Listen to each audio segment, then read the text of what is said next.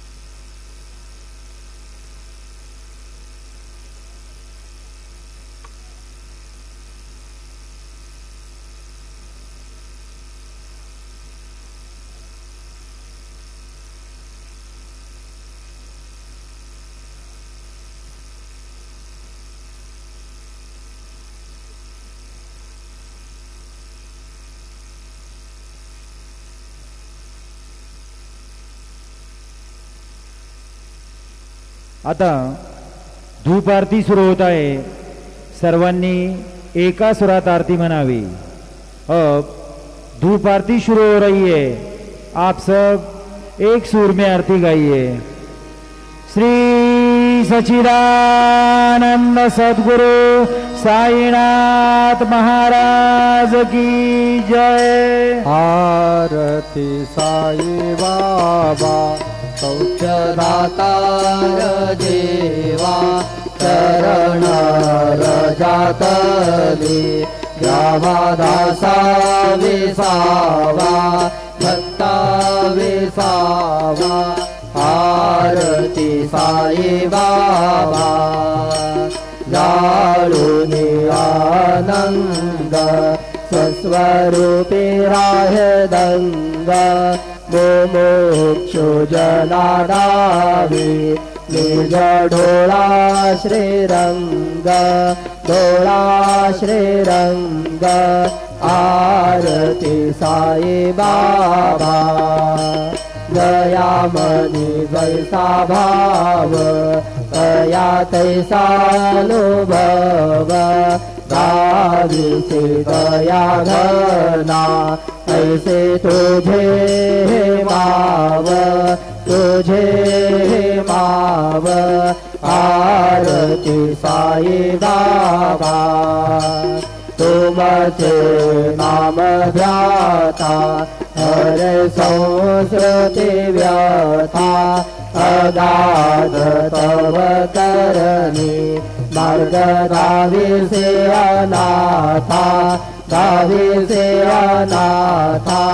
आरती साई बाबा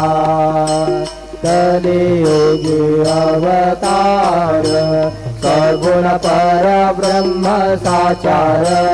अवतीर्ण झालासे स्वामी दत्त दिगंबर, दत्त दिगंबर। आरती साई बाबा आठा दिवसा गुरुवारी, भक्त करे देवारे, प्रभु पद पावया, भव भय निवारे, भय निवारे। आरती साई बाबा गाधा निज द्रव्य ठेवा, तव चरण रज सेवा, मागणे आता तुम्हा देवाधिदेवा, देवाधिदेवा। आरती साई बाबा इच्छित दीन चातक, निर्मल तोया निज सुख, ताजा मे माधवाया, संभळा आपुले वाक, आपुले वाक। आरती साई बाबा सौख्यदातार जीवा, चरण रजातली त्यावादा विसावा भक्ता विसावा आरती साई बाबा शिर्डी माझे पंढरपूर साई बाबा रमावर बाबा रमावर साई बाबा रमावर शुद्ध भक्ती चंद्रभागा भाव पुंडलिक जागा पुंडलिक जागा भाव पुंडलिक जागा याहो याहो अवघे जन करू बाबांचे वंदन साई से वंदन करू बाबांचे वंदन नमो म्हणे बाबा साई भाव पाव माझे आये पाव माझे आये भाव पाव माझे आये शालिंदु टांगण वंदीन चरण डोळ्यान पाहिन रूप तुझे प्रेमे आलिंगन अनन्य पूजे भावे वाळीन म्हणे नाम त्वमेव माता पिता त्वमेव त्वमेव बंधु सखा त्वमेव त्वमेव विद्या द्रविणं त्वमेव त्वमेव सर्वं मम देव देव कायेन वाचा मनसेन्द्रियैर्वा बुद्ध्यात्मना वा प्रकृति स्वभाव करोमि अद्य सकलं परस्मै नारायणायति समर्पयामि अच्युतं केशवं राम नारायणं कृष्णदामोदरं वासुदेवं हरि श्रीधरं माधवं गोपिकावल्लभं जानकीनायकं रामचन्द्रं भजे हरे राम राम राम हरे हरे हरे कृष्ण कृष्ण कृष्ण हरे हरे श्री गुरुदेवा दत्ता अनंता तुला ते कसे रे स्तवावे अनंता तुला ते कसे रे नमावे अनंता मुखांचा शिणे शेष गाथा नमस्कार साष्टांग श्री साई नाथा स्वरावे मनित्वात् कदा नेत्र भावे पुरावे तरी भक्तीसाठी स्वभावे करावे जगातारुणी मायताता नमस्कार साष्टांग श्री साई नाथा वसे जो सदा धावया संत लीला विषयान्यलोका परिजो जनाला परिअंतरिज्ञान कैवल्यदाता नमस्कार साष्टांग श्री साई नाथा कराला धला जन्म मानवाचा नरासार्थका साधने भूत साचा करो साई प्रेमा कराया अहंता नमस्कार साष्टांग श्री साई नाथा धरावे करीसानल पद्मबाला करावे अमादन्य चुंबो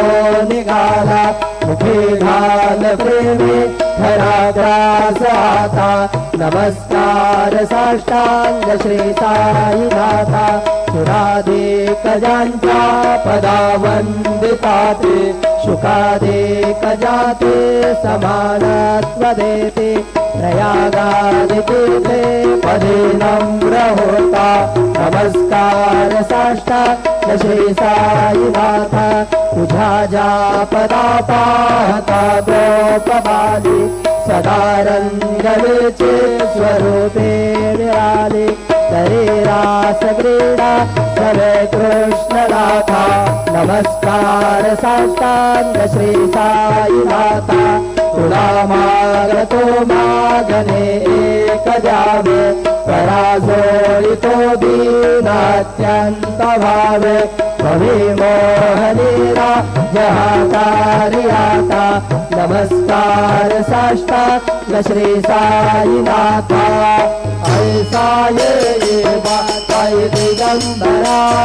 अक्षय रूपावतारा सर्वहि व्यापक तो श्रुतिसारा मनुष्या त्रिकुमारा बाबा ये काशीस्नान जप प्रतिदिवसे कोल्हापुर दीक्षेति निराशे निरामायुर्देशे ऐसा येईवा जोरी लोंबतसे वाम करे त्रिशूलमरोधारी भक्ता वरद सदा सुखकारी देशुल मुक्तिचारी ऐसा येईवा काली साधुका जपमाला कमंडलो मृगशाला धारण करजेवा नाग जटा मुकुट शोभतो माता ऐसा येईवा तत्पर तुझाया जे जानी अक्षय ज्ञानचे सरणी लक्ष्मी वास करे नरजनी रक्षित संकट वारुणी ऐसा येईवा या परिधान तुझे गुरुराया दृश्य करे नयनाया पूर्णानंद तुझे काया लालिस हरि गुण गाया ऐसा येईवा साई दिगंबरा अक्षय भावतारा सर्व हि व्यापक तो श्रुतिसारा गणेशयात कुमारा बाबा येईवा सदा सत्स्वरूपं चिदानन्दकन्दं जगत्सम्भवस्थान संहारयितुं स्वभक्तचयामानुषं दर्शयन्तां नमामीश्वरं सद्गुरुं साईनाथं भवद्वान् सविधवं समार्ताण्डमीड्यं मनोभागतीतं मुनिर्ध्यानगम्यं जगद्व्यापकं निर्मलं निर्गुणत्वं नमामीश्वरं सद्गुरुं साईनाथं भवाम्बोधिमगनार्थितानां जनानां स्वबाधाश्रितानां स्वभक्तिप्रियाणां तवोद्धारणार्थं कलौ सम्भवन्तं नमामीश्वरं सद्गुरुं साईनाथं सदा निम्बवृक्षस्य मूलाधिवासात् सुधास्त्राभिनम्ति तमप्याप्रियन्तं तरुं कल्पवृक्षाधिकं साधयन्तं नमामीश्वरं सद्गुरुं साईनाथं सदा कल्पवृक्षस्य तस्याधिमूले भवद्भावबुद्ध्या सबर्याधिसेवा नृणाङ्कुर्वतां मुक्तिप्रदन्तं नमामीश्वरं सद्गुरुं साईनाथं अनेकाश्रुतातर्क्यलीलाविलासे समावेशभूतेशा नमास्वात्रभावम् अहं भावहीनं प्रसन्नात्मभावं नमामीश्वरं सद्गुरुं साईनाथं सदा मे श्रमाराममेवाभिरामं सदा सज्जनैः स्तुतं सा नमद्वे जनामोददं वाक्यभगडप्रदन्तं नमामीश्वरं सद्गुरुं साईनाथं अजन्माद्यमेकं परं ब्रह्म साक्षात् स्वयं सम्भवं राममेवावतीर्णं भवद्दर्शनार्थं पुनीता प्रभुः नमामीश्वरं सद्गुरुं साईनाथं श्री साईश कृपानिधे किल नृणां सर्वार्थसिद्धप्रद यशमत्पादरजप्रभावमतुलं दाता विभक्ता क्षमः सद्भक्त्या शरणं कृताञ्जलिपुट सम्प्रापितोऽस्मि प्रभो श्रीमत्साई परेश पादकमला नान्यच्छरण्यं मम साई रूपधर राघवोत्तम भक्तकामविबुधद्रुमं प्रभो माययोपहत चित्तशुद्धये चिन्तयाम्यहर्निशं मुदा शरत्सुधाशोभ्रजमं प्रकाश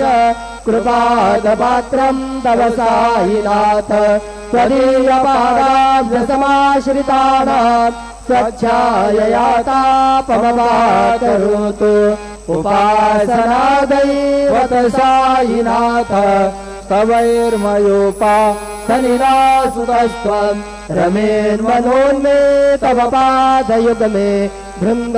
यथाब्जे मकरन्दलुब्धः अनेकजन्मार्जितपापसंशयो भवेद्भवत्पादसरोजदर्शनात् क्षमस्व सर्वानपराधपुञ्जकान् प्रसीद साये सद्गुरो दयानिधे श्री साईनाथ चरणामृतपूर्णचित्तास्तत्पादसेवनरता सततं च भक्त्या संसारजन्यदुरितो धवनिर्गतासे कैवल्यधाम परमं समवाप्नुवन्ति स्तोत्रमेतत्पठिर्भक्त्या यो नरस्तन्मना सदा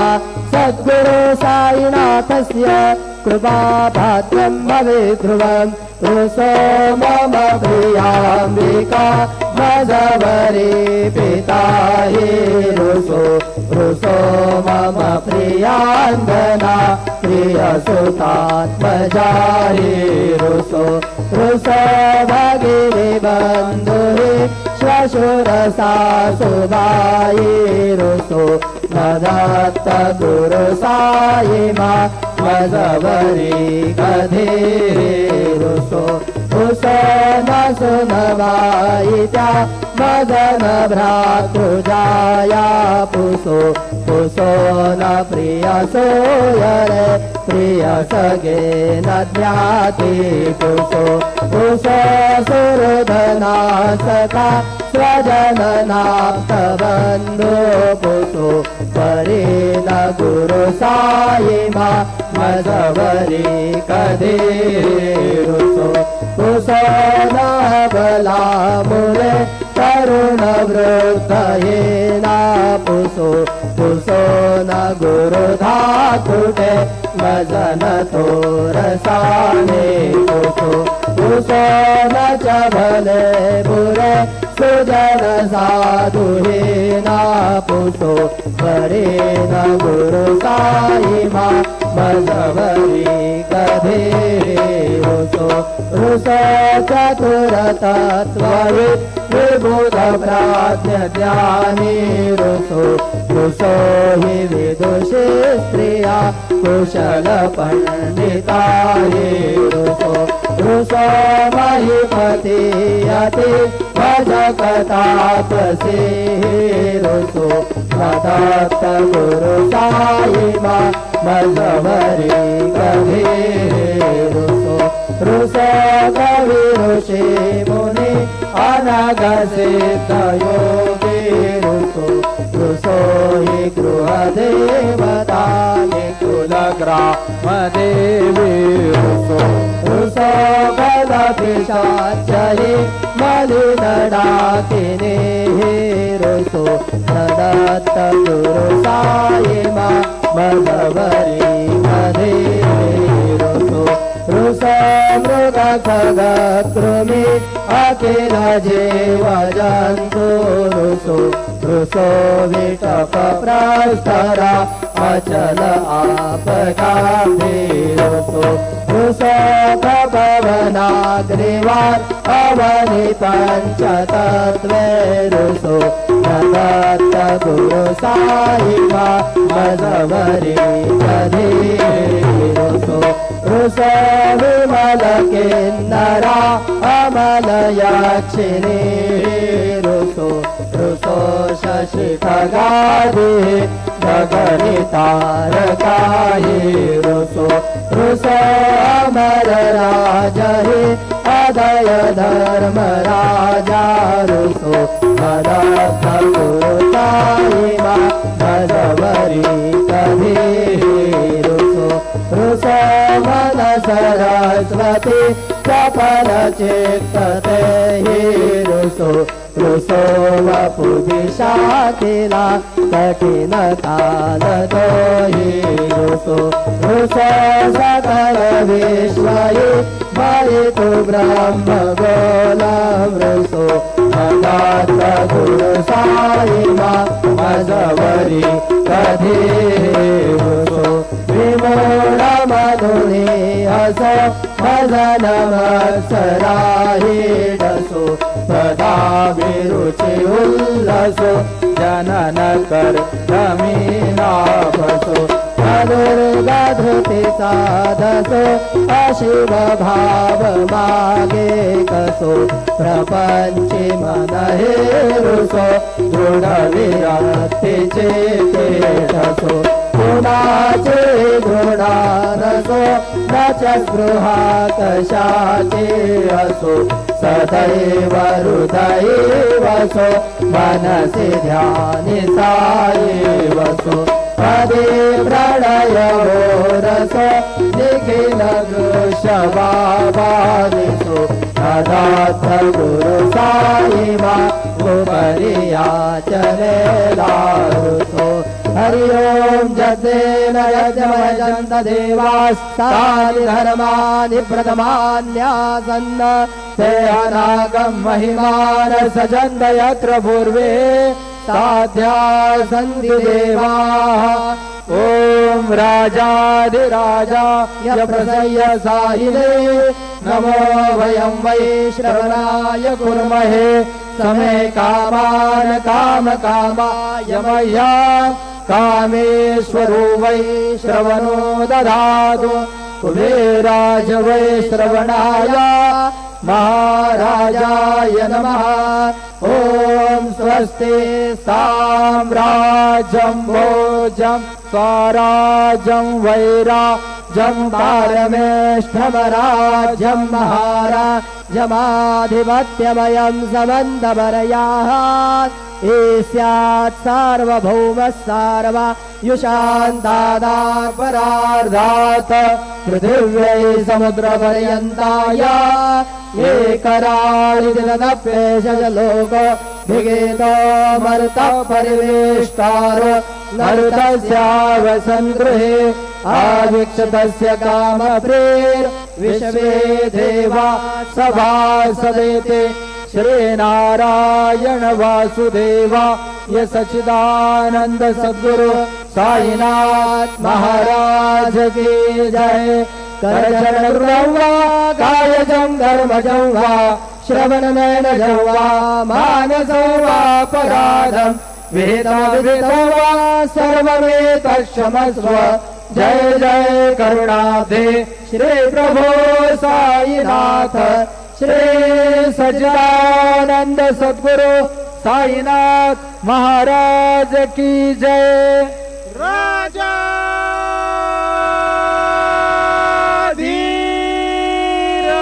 धीरराज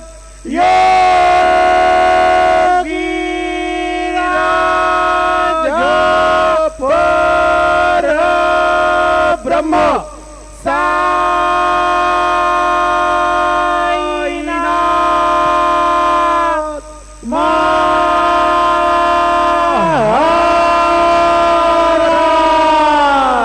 श्री सच्चिदानंद सद्गुरु साईनाथ महाराज की जय हरि ओम नमः शंभवाय जमयो भवाय च नमः शंकराय जमस्कराय च नमः शिवाय च शिवतराय च वंदे देव उमापतिं सुरगुरुं वंदे जगत्कारणं वंदे पन्नगभूषणं मृगधरं वंदे पशूनां पतिं वंदे सूर्यशशाङ्कवह्निनयनं वंदे मुकुन्दप्रियं वंदे भक्तजनाश्रयं च वरदं वंदे शिवं शङ्करं गुरुर्ब्रह्मा गुरुर्विष्णुः गुरुर्देवो महेश्वरः गुरुः साक्षात् परब्रह्म तस्मै श्री गुरवे नमः सद्गुरु साईनाथ देवताभ्यो नमः सायं पूजा परिपूर्णार्थे विलेपनार्थे चन्दनं समर्पयामि श्रीगन्धं चन्दनं दिव्यं गन्धाढ्यं सुमनोहरं विलेपनं सुरश्रेष्ठ चन्दनं प्रतिगृह्यताम् विलेपनार्थे चन्दनं समर्पयामि अक्षताश्च सुरश्रेष्ठा कुङ्कुमाक्तादुशोभिता मया निवेदिता भक्त्या गृहाण परमेश्वर चन्दनस्योपरि अक्षतान् समर्पयामि अबीरं च गुलालं च हरिद्रादिसमन्वित नानापरिमलद्रव्यं गृहाण परमेश्वर नानापरिमलसौभाग्यद्रव्याणि समर्पयामि माल्यादीनि सुगन्धीनि मालत्यादीनि वै प्रभो मया रोतानि पूजार्थं पुष्पाणि प्रतिगृह्यताम् नानाविधपत्रपुष्पं समर्पयामि सायंकाले उपहारनैवेद्यं निवेदयामि ओम नाभ्या आसीदन्तरिक्षघोषीर्ष्णोर्द्योः समवर्तत पदभ्यां भूमिर्दिशाः श्रोत्रात्तथा लोका अकल्पयन् चतुरस्रमण्डलं कृत्वा तदुपरिनैवेद्यपात्रं निधाय गायत्रीमन्त्रेण पात्रान् प्रोक्षयेत धेनुमुदरां प्रदर्शयेत वृतन्त्वा सत्येन परिखिञ्चामि नैवेद्यं निवेदयामि ॐ प्राणाय स्वाहा ॐ अपानाय स्वाहा ॐ व्यानाय स्वाहा ॐ उदानाय स्वाहा ॐ समानाय स्वाहा ॐ ब्रह्मणे नमः नैवेद्यमध्ये पानीयं समर्पयामि पुनर्नैवेद्यं निवेदयामि ॐ प्राणाय स्वाहा ॐ अपानाय स्वाहा ॐ व्यानाय स्वाहा ॐ उदानाय स्वाहा ॐ समानाय स्वाहा ॐ ब्रह्मणे नमः नैवेद्यं समर्पयामि हस्तप्रक्षालनं समर्पयामि मुखप्रक्षालनं समर्पयामि शेषोपचारार्थे प्रार्थनापूर्वकं नमस्कारं करोमि श्री सच्चिदानंद सद्गुरु साईनाथ महाराज की जय।